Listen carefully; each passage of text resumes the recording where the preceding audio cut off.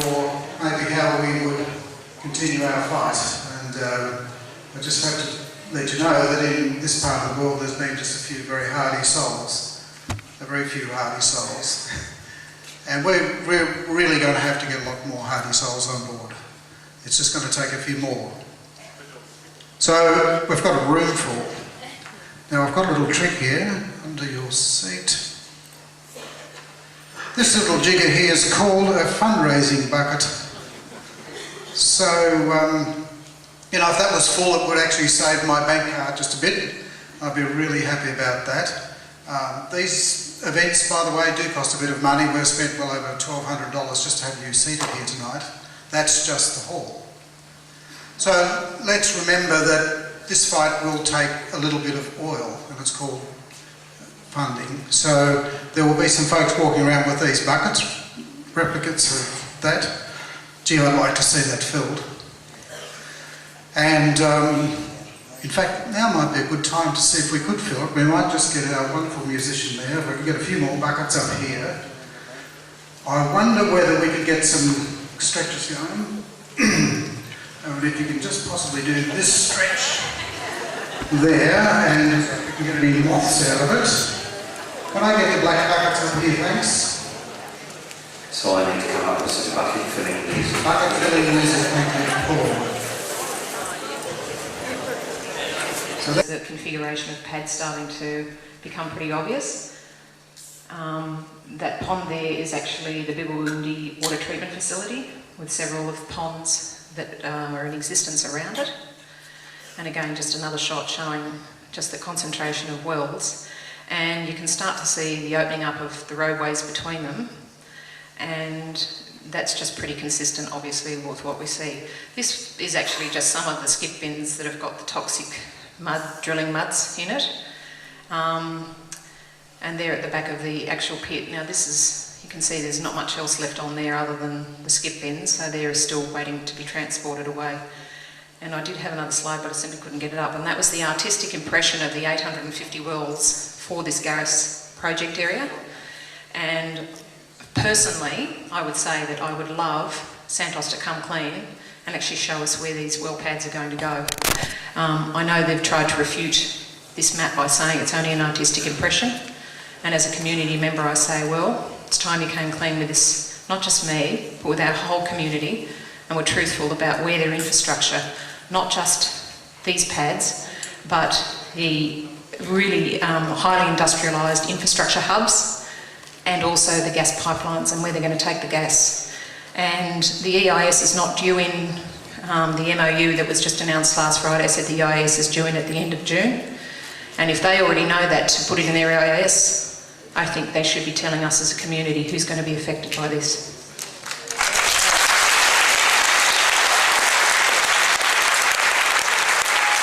Well said, Megan, and thank you so much for your unswerving energy. Now, before I get into the Q&A, I just want you to think about something. Somebody's sent me a text. Sounds a bit modern, doesn't it? Anyway, they sent me a text. They say that tonight would be a really good time to have a resolution that we could actually take away with ourselves, hold with us, to actually remind ourselves what we've resolved tonight. Can I read you a proposed resolution? And I'm quite happy to discuss it and debate it right towards the end. And in fact, I wouldn't be proposing to put this resolution to the end, but if I could read it out for you. We, the community of North West New South Wales, strongly oppose the fast tracking of the Narrabri gas project and call for the protection of our water resources from coal seam gas fields. We request that the National Party listens to the concerns of farmers and regional communities and puts coal seam gas on hold in New South Wales. We could debate that probably for a while, but I've got a feeling.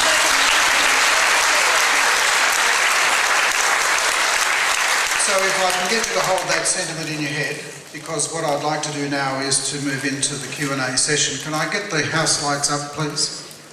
Now, as I said, look, there's over 600 people here now. We're just to revise the numbers, and I'm not from the West Australian Electoral Commission, I promise.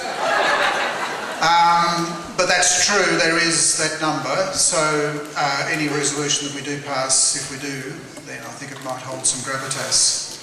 Megan, can I get you to come up here onto the front? And let's just put the chairs across the front here, shall we? I'm going to hand over my roving mic because I think that's the most efficient way, 2 roving mics down below. And then I'll get when we have the question, then I'll get that person to respond up at that mic. I think that's probably the best way around. Can we get the house lights up a little? Thanks. Thank you very much. 3 k's, I think, from where side is at the moment. We're just off the southwest corner, or southeast corner of where that little thing is there. Sandos often says, in response to criticism of fracking, that we're not doing fracking in this area. I'd be interested to see whether you've had that experience in Queensland or in America where they've said, no, we're not doing fracking, but they go ahead and do it anyway. We'll start with Queensland, I think. Well, rule number 1 is don't believe a thing they tell you. It's simple.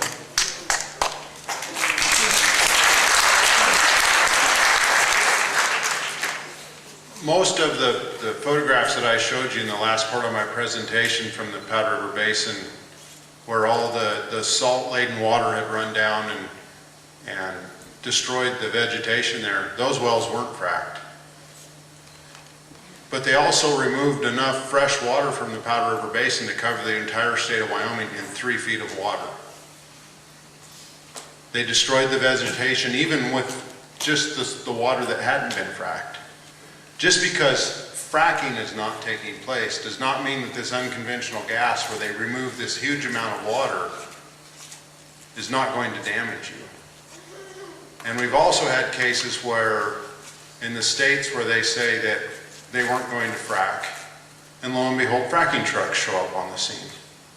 It just kind of depends on whatever it is they decide to do that day, or what they think that they can get away with to stimulate that well and get a few more dollars to flow up the pipe. So be skeptical, and just because it's not fracked does not mean that it will not damage the water or the environment.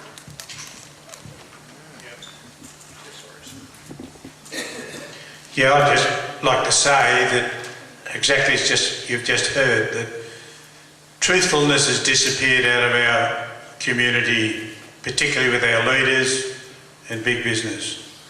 So be very sceptical about what you hear and think yourself, be a little nosy and just think of the worst possible outcome from something you've just heard, and I think you'll find you're pretty close to about what's about to happen. You mentioned that. Here's an ad last Tuesday the 18th, and it's from a gas company saying no fracking planned. You don't have to be a bush lawyer to know that what that means. If they meant we are not going to frack, they could have written it. But they're just trying to lead us astray that, oh no, we're not going to do anything naughty.